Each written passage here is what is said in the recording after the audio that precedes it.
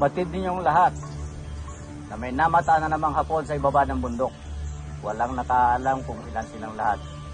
Kaya kapag kailangan nating paghandaan ang kanilang bilang, ito ang dahilan kaya kayo sinanay. Kaya kailangan ninyong iwan pansamantala ang inyong mga tungkulin. Ngayon, kayo ay sasama sa ating mga minggol. Mga bagong minggol upang gapiin ang mga mananakop ng Buskalan. Makatandaan ninyo, sa tungkuling ito ay maaaring kumuha ang inyong mga buhay. Ngunit kung kayo ay magtagumpay at makabalik sa bayan, kayo ay bibigyan ng maraming batok. Kaya't magsipaghanda kayo. Paglubog ng araw, tayo ay bababa upang sumalakay para sa Buskalan. Malayawan tao! Hey!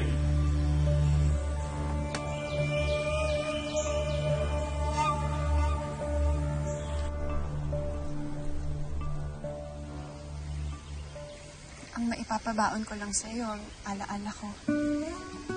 Hindi ko alam kung ilang araw kang mawawala. Sana sumapat na ito.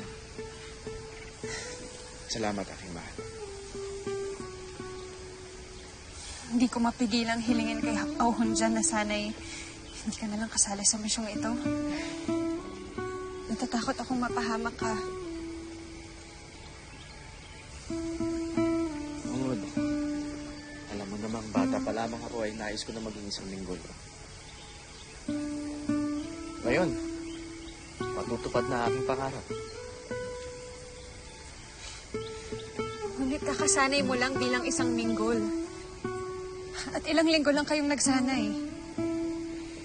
Hindi mo naman talaga tungkulin ito eh. Hindi ka tulad ng ibang mandirigma na taon ang ginugol upang makipaglaban. Ang Batang, natatakot akong mapahamak ka. Natatakot akong may mangyari sa'yo, ang Batang. Tama na! Hindi ako duwag, Wangol. Huwag mo kong gawing duwag. Patawad, mahal ko. Sana maintindihan mo kung gaano ka kahalaga sa akin. Alalang-alala lang talaga ako sa iyo.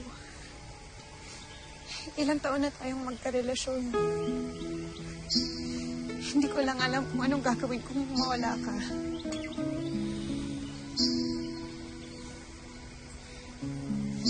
Hindi kita dapat pinagtasan ng boses.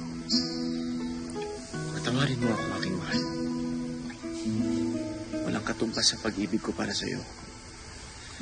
Ngunit, mahal ko rin ang ating bayan ng Buskalan. Kaya kailangan kong gawin ito.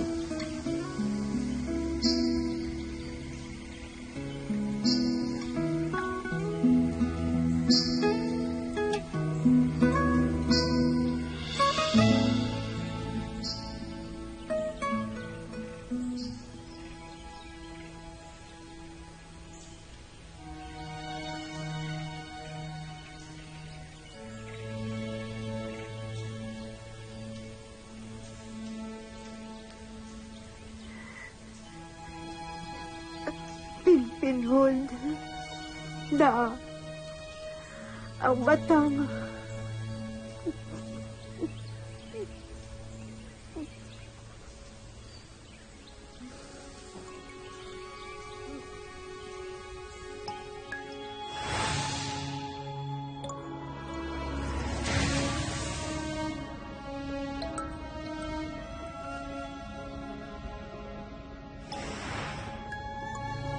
Mahal na mahal ko siya.